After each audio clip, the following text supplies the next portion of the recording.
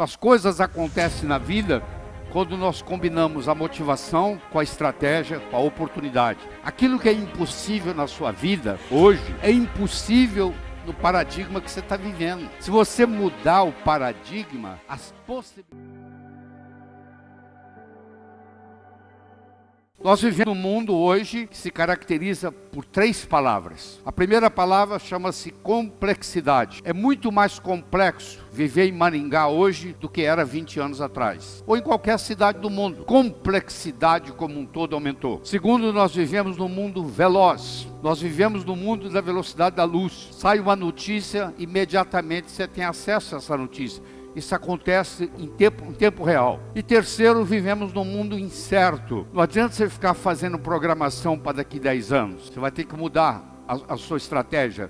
Porque dependendo do que estiver acontecendo, tem que haver uma mudança de estratégia. Porque nós não sabemos o que esperar. De repente acabou o muro de Berlim. De repente o dólar sobe. De repente o dólar cai. Aí toda a estratégia que você fez vai por água abaixo. Tempos diferentes produzem mentes diferentes, com novas formas de pensar. É dono do mundo hoje não quem sabe, mas quem aprende. Porque quem sabe, sabe conhecimentos obsoletos, que não funcionam mais no mundo de hoje. Aquilo que o seu avô e o seu bisavô teve sucesso, não se aplica mais ao mundo de hoje. Se você for seguir as orientações do seu avô e do seu bisavô, você vai estar desatualizado. Porque não funciona desse jeito. Teve uma época que se vendia roda de carroça, roda de carruagem. Se ganhava muito dinheiro. Hoje, a não ser que você venda pneu, porque roda de carruagem até o museu já tem. Você não vai ganhar nada. Seu bisavô pode ter ganho muito dinheiro vendendo roda de carruagem. Mas para o mundo de hoje, isso não funciona mais. Eu gosto muito do exemplo do bambu chinês. Você que é internauta, eu lhe aconselho quando você chegar em casa hoje, você digitar bambu chinês no Google, e provavelmente você não vai conseguir dormir, só de escutar a história do bambu chinês. O bambu chinês, ele é assim, ó, você planta ele, no primeiro ano ele não dá nada, no segundo ano ele não dá nada, no terceiro ano ele não dá nada, no quarto ano ele não dá nada, no quinto ano ele cresce 12 metros acima do solo. De repente, 12 metros acima do solo. Aí você fala, mas que coisa interessante. É, interessante, mas se você for mais perceptivo, você vai ver que se você olhar abaixo da superfície da terra, é uma raiz ali que começa a crescer. No segundo ano ele não deu nada, mas a raiz aumentou. No terceiro ano ele não deu nada, mas a raiz aumentou. No quarto ano não deu nada, mas a raiz aumentou. E no quinto ano existe uma raiz forte e grande o suficiente para manter 12 metros acima do solo. Isso é uma coisa que nós temos que ensinar para os nossos jovens, para os nossos alunos de graduação, que o que distingue o profissional do amador é persistência e paciência. O amanhecer só vem depois da noite toda ter passado. Roma não foi construída em um dia. O jovem tem uma ansiedade muito grande para que as coisas aconteçam. E aí você mostra para eles o exemplo do bambu chinês. O bambu esperou pacientemente por 5 anos para ter o sucesso que ele tem e se colocar 12 metros acima do solo. Paciência e persistência são 2 características que distinguem o profissional do amador. Isso aqui é uma carta mostrando, é um documento mostrando, eu vou traduzir depois para vocês em português. A sua aplicação para o doutorado não foi aceita dessa vez e, portanto, você não é elegível para a posição de professor associado. Em conclusão, nós achamos que a sua hipótese é mais de caráter artístico do que propriamente físico. Isso está datado em 1903. Foi quando Albert Einstein tentou ser professor na Suíça. E isso que ele recebeu, esse comunicado. Mas com isso, Albert Einstein não desistiu. Ele continuou persistente, ele chegou a ganhar prêmio Nobel e ele é considerado pela maioria o homem mais inteligente que viveu no século XX. Bem que tem questionamentos sobre isso, mas muita gente aceita ele como um indivíduo que fez mais diferença no século XX. E foi reprovado, não se aceita o trabalho dele. Por quê? Porque os indivíduos que viviam na época dele não entendiam o que o Einstein pensava. Einstein estava anos-luz na frente dos colegas, a ponto de ser reprovado e não aceito para ser professor de uma universidade. Gostaria de mostrar para você o que é saber, o que é consciência de saber.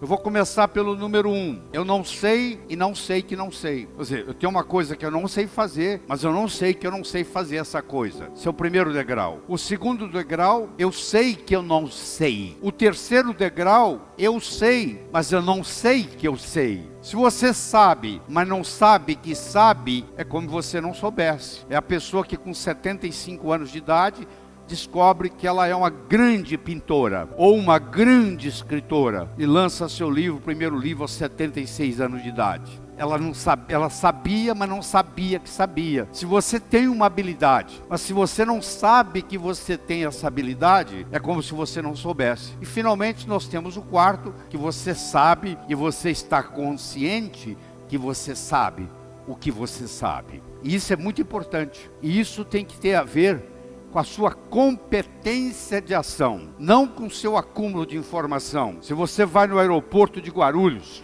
entra num Airbus que está fazendo São Paulo, Nova York, e o comissário de bordo diz assim: senhoras e senhores, o indivíduo que está sentado na cabine do piloto não é piloto, mas ele tem muitas opiniões de como pilotar um avião. Você ficaria na aeronave? Não. Você não quer saber quem leu livros ou quem tem opiniões de como pilotar um avião. Você quer saber quem é que decola, voa e aterriza são e salvo em Nova York. Isso se chama competência de ação. Se você aprendeu a nadar e tem 20 anos que você não nada, eu te colocar numa piscina aqui, você vai nadar. Se você aprendeu a andar de bicicleta há 30 anos atrás e você não anda de bicicleta há mais de 20 anos, eu vou lhe trazer uma bicicleta e em poucos minutos você vai estar andando, porque aquilo ficou com você pro resto da vida. Aquilo traduz em competência de ação. A vida não exige da gente acúmulo de informação. A vida exige da gente competência de ação. Essa metáfora me acompanha há mais de 30, 35 anos. É um indivíduo atravessando um cabo de aço de um prédio para o outro. Você há de convir que 3 coisas são necessárias. Ele precisa querer, se ele não quiser, ele não anda. Ele precisa de saber, se não souber, ele cai. E precisa haver cabo de aço. O querer é a motivação, o saber é a estratégia. E o cabo de aço, propriamente dito, é a oportunidade. Eu posso querer ganhar dinheiro, eu posso saber ganhar dinheiro, mas eu nunca tive a oportunidade para mostrar isso. Não vai acontecer. Então as coisas acontecem na vida quando nós combinamos a motivação com a estratégia, com a oportunidade. E a oportunidade na nossa vida, ela aparece de 2 formas. Ou você corre atrás dela, ou ela vem fantasiada de problema e chega até você. Então, se você gosta de resolver problema, por trás de cada problema existe uma oportunidade. Em 1975, eu era dono de um hospital em Teófilo Otoni, em Minas Gerais. Era uma sexta-feira, o telefone tocou de um hotel e eles me disseram que lá tinha um hóspede que não falava português direito, que estava com dor no peito e suando frio. Se eu podia ir lá como cardiologista. Eu disse que eu estava saindo para um final de semana longo, que chamasse outro. E ele disse, ó, eu já chamei 2 médicos e eles falaram a mesma coisa. Falei, tá bom, estou indo. Cheguei lá, eu encontrei um sujeito polonês que falava praticamente nada de português. E na época eu falava muito pouco de inglês. Eu levei ele para o hospital, fiz um eletrocardiograma, ele estava infartando. Levei ele para o hospital, no caminho para o hospital, ele me pergunta assim, você conhece meu filho? Eu falei, quem é seu filho? O meu filho é o chefe de cardiologia de Harvard. O nome dele é Peter Marocco. Eu falei, eu não conheço o seu filho pessoalmente. Mas eu conheço os livros dele, os trabalhos. Eu estudo pelos trabalhos do seu filho. 48 horas depois, o filho dele saiu de Boston, Massachusetts, e veio para Teófilo Otoni ajudar a cuidar do pai. E por incrível que pareça, ele era casado com uma brasileira, de Americana a São Paulo, e falava português. E nós fizemos amizade, e eu vou encurtar a história, e eu terminei em Harvard. Não pelo mérito, mas pela oportunidade que a vida me deu. Naquele dia, quando eu fui chamado, ninguém falou para mim que eu ia atender o filho, o pai do chefe de cardiologia de Harvard, que depois ele viria ao Brasil e que eu acabaria sendo convidado para ir para lá. Não, eu fiquei sabendo que eu ia atender alguém e que eu não poderia naquele final de semana ir para Alcobaça, na Bahia, que eu estava programado. Olha que interessante, a oportunidade, ela vem fantasiada de problemas. Por trás do problema existe a oportunidade te esperando. Isso tem que ser ensinado para o jovem, a aprender a gostar de problemas, porque os problemas são os nossos melhores amigos, eles que nos fazem crescer. E você nunca terá uma segunda chance de causar uma primeira boa impressão. Então você, nos primeiros 3, 4 minutos que você conhece alguém, vai fazer uma diferença muito grande para você, o modo como você se comporta. Eu vou ilustrar isso aqui para vocês, mas do seguinte modo, que nós temos 2 tipos de poder. Nós temos o poder posicional, que é o poder da posição que nós ocupamos. Você é general do exército, todo mundo presta continência para você. É domingo de manhã, você dá de bermuda, camiseta, chinelo, você vai até a banca de jornal comprar um jornal. Ninguém sabe quem você é, a única coisa que vai se manifestar é o seu poder pessoal, que é um poder linguístico. A posição você pode perder. Você deixou de ser o CEO de uma empresa, você deixou de ser o diretor de uma escola, você deixou de ser um general do exército. Agora, o poder pessoal, você deixou de ser o capitão, o comandante do avião. Isso são poderes posicionais. São todos passageiros. Todos eles passam. Agora, quando você ensina a pessoa a ter um poder pessoal, no momento que essa pessoa abre a boca, esse poder se manifesta.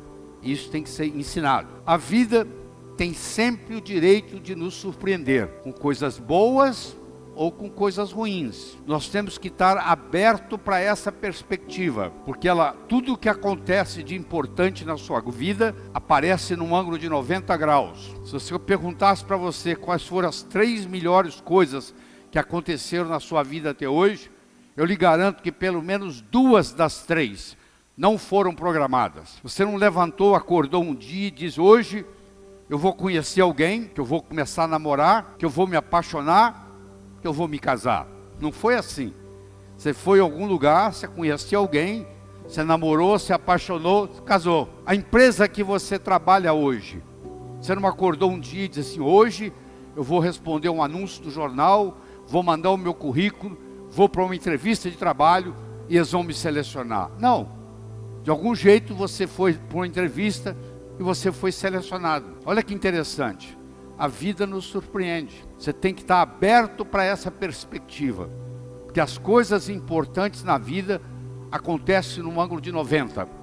A importância da meta per se não é atingi-la. A meta nos ajuda a nos colocar em movimento, e nesse processo de movimento, num ângulo de 90 graus, coisas muito mais importantes vão ocorrer. Você vai até o supermercado comprar 1 quilo de açúcar, enquanto você está na fila esperando para pagar o açúcar, você começa a conversar com alguém te dá uma ideia e você fatura $1 milhão.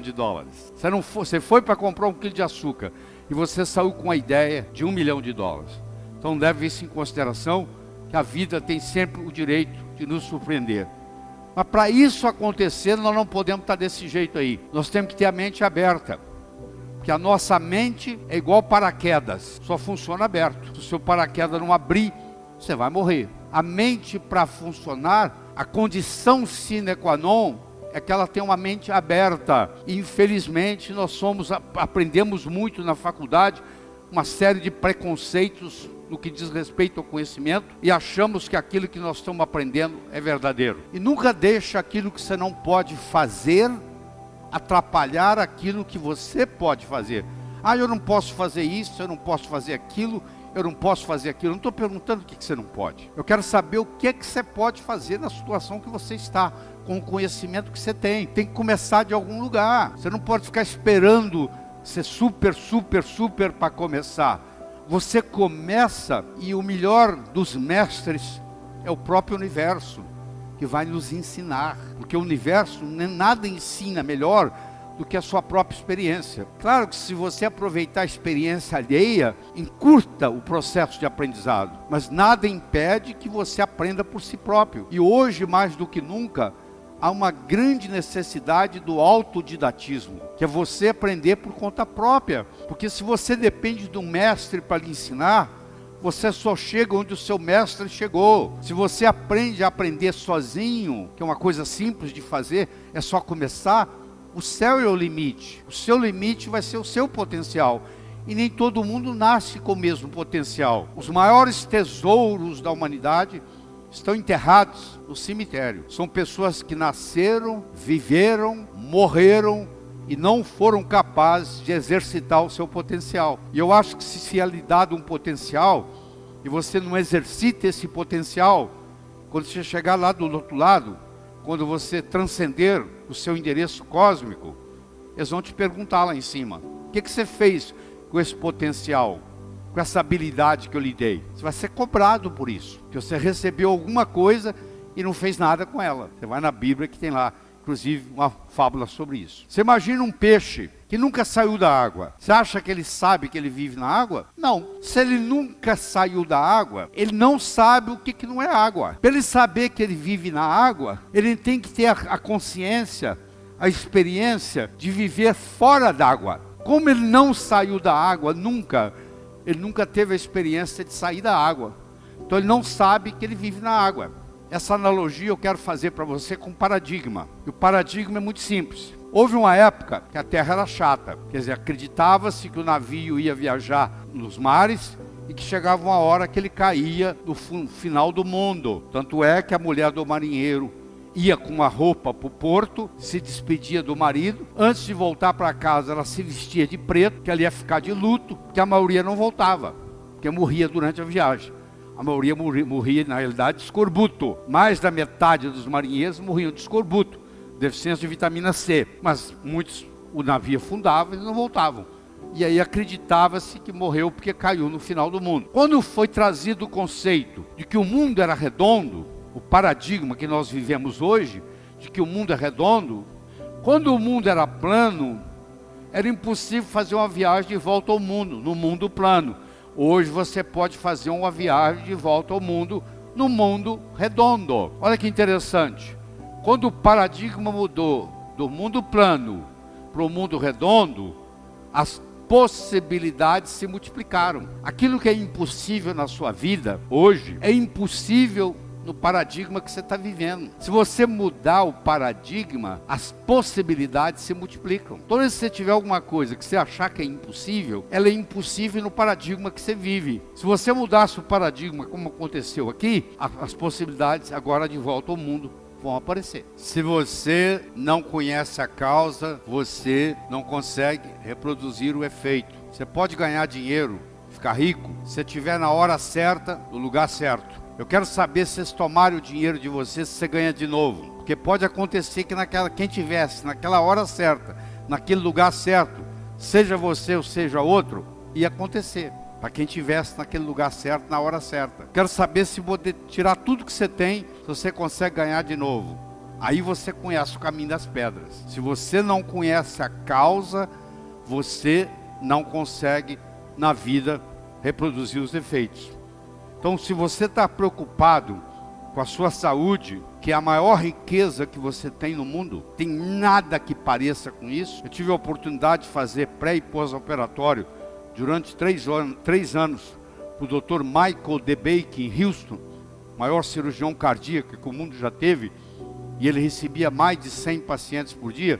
Eu cuidava daqueles que falavam português e daqueles que falavam espanhol, e eram todas pessoas multimilionárias, que às vezes chegavam lá nos próprios aviões, com vários seguranças e etc., doentes, e iam ver o Dr. DeBake, e naquela relação médico-paciente, eles diziam para mim assim: Dr. Ribeiro, eu daria tudo o que eu tenho para recuperar minha saúde. Eu daria toda a minha fortuna, toda a minha riqueza para recuperar minha saúde. E você tem a saúde, às vezes não dá valor para ela. Se você não tiver tempo para cuidar da sua saúde, um dia você vai ter que arrumar tempo para cuidar da sua doença. Se você fala assim: ó, eu sou muito ocupado, eu não tenho tempo para cuidar da minha saúde, eu falo: tudo bem, não se preocupe, um dia você vai ter que arrumar tempo para cuidar da sua doença. Quero que você imagine a seguinte situação. Eu vou dar para você de presente agora uma pérola.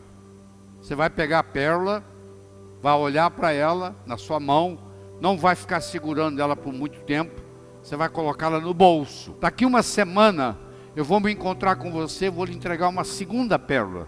De novo você vai colocá-la na sua mão, não vai esperar muito tempo, vai colocá-la no bolso. Daqui 15 dias eu me encontro com você pela terceira e última vez, e te dou a terceira pérola, e de novo você coloca ela no bolso. Daqui 6 meses eu me encontro com você e pergunto assim: onde é que estão as pérolas que eu te dei? Você vai dizer mais ou menos assim: a primeira, eu coloquei no criado mudo, a mocinha que arruma lá em casa não viu, jogou no lixo.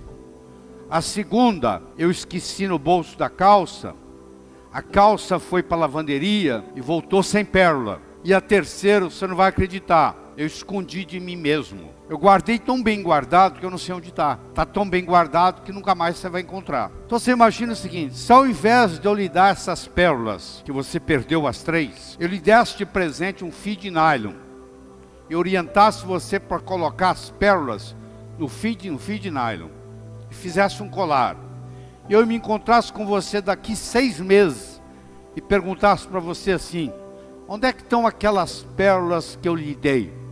Você ia dizer assim, ó, elas estão aqui, ó. Eu fiz delas um colar. Meus amigos, as pérolas são ideias. O cemitério está cheio de quem teve boas ideias. Ou não as implementou, ou pior ainda, implementou e quebrou a cara. Você não sabe que com a boa ideia pode estragar uma pessoa. Uma boa ideia pode estragar uma empresa. Uma boa ideia pode estragar uma família. No frigir dos ovos, o que interessa não são as pérolas, e sim o fio de nylon que segura elas. Eu encontro médicos, na minha área que eu posso falar, que tem muito conhecimento médico na cabeça, mas não tem modelos. O paciente chega na frente deles e eles não sabem fazer o diagnóstico, apesar de todo o conhecimento, mas faltou modelo. Tem muito conhecimento, tem muita pérola, mas não tem o fio de nylon que segura isso e faz a diferença. É a diferença que vai fazer a diferença. É você ter modelos. Então, nesse poder do conhecimento, é muito mais importante você ter o modelo do que o conhecimento per se. Porque o modelo vai ficar ali com você pro resto da vida, enquanto que a informação, ela desaparece do seu cérebro. Ela some, igual as pérolas. Isso aqui é uma cadeira de balanço. Sabe onde é que uma cadeira de balanço vai? A lugar nenhum. Sabe por quê? Ela oscila. Se você puser mais energia nela, ela oscila mais. Mas olha aqui o meu cotovelo. Ela não sai do lugar aqui, ó. Você deve conhecer gente assim. Você encontra, passa-se o tempo, você encontra de novo, a pessoa está no mesmo lugar. Dessa vez vai, não foi. Dessa vez vai, não foi. Por outro lado, isso aqui é um carro Fórmula 1. O carro Fórmula 1, como você sabe, é igual um avião. Ele não tem marcha ré, ele só anda para frente. Ele foi feito para avançar. Então uma pessoa pode ter uma estrutura psicológica de cadeira de balanço, e você deve conhecer muitos, e uma pessoa pode ter estrutura psicológica de carro Fórmula 1. Se a pessoa tiver uma estrutura psicológica de cadeira de balanço, a primeira coisa que eu tenho que fazer com ela é mudar a estrutura psicológica dela. Porque o conhecimento advindo de fora não vai resolver o problema. Não vai transformar uma cadeira de balanço num carro Fórmula 1. Então esse é um conhecimento que faz toda a diferença na área do poder do conhecimento. Então eu desenvolvi um modelo que eu quero compartilhar com você, que eu chamo de um modelo de resolução de problemas, que vai servir para você para o resto da vida. Eu reuni as 300 e poucas pessoas que reportavam no meu departamento e disse para elas o seguinte: a partir de hoje, você só entra no meu escritório se você for capaz de me responder 4 perguntas. Primeiro eu vou te perguntar qual é o problema. Problema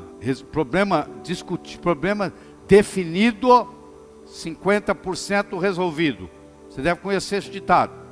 Problema definido, 50% resolvido. Eu já participei de reuniões, como você já participou, onde depois de 40 minutos, cada um tem um problema diferente na cabeça. Então, a definição do problema é crucial para a resolução do problema. Aí eu vou lhe fazer uma segunda pergunta. Quais são as causas do problema? Se o seu pneu dianteiro direito está gastando, e você trocou o pneu e gastou de novo, e você trocou o pneu e gastou de novo, é melhor se alinhar as rodas, porque o problema está no alinhamento das rodas. E aí o seu pneu direito, dianteiro, não vai gastar mais. Quais são as causas?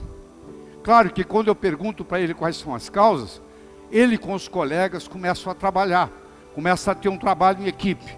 Terceiro, eu vou perguntar para você quais são as possíveis soluções. E de novo, o trabalho em equipe vai surgir, porque um vai conversar com o outro, vai perguntar para o outro, vai ligar para um consultor. E finalmente eu vou te perguntar qual é, na sua opinião, a melhor solução. Olha que interessante. O sujeito está pronto para ir na minha sala, bater lá para me incomodar. Aí ele diz, bom, lá ele vai me fazer 4 perguntas. Ele vai me perguntar qual é o problema, quais são as causas do problema, quais são as possíveis soluções e, na minha opinião, qual a melhor. Bom, qual é o problema? Ele vai definir. Problema definido, 50% resolvido. Ele vai ver quais são as causas, ele vai conversar com os colegas. Ele vai identificar as causas. Ele vai ver quais são as possíveis soluções. Ele vai ligar para um consultor e perguntar o que ele acha.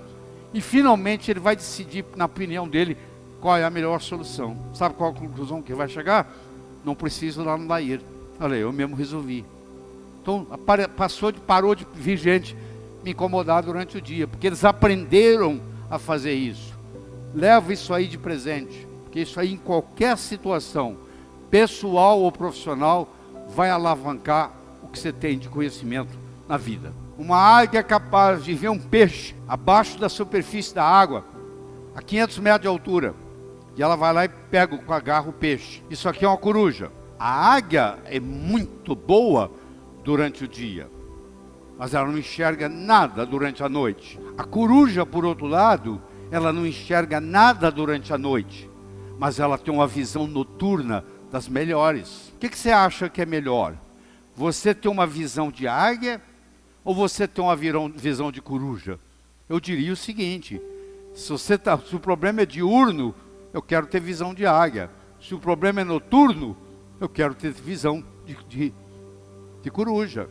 Depende do contexto do processo.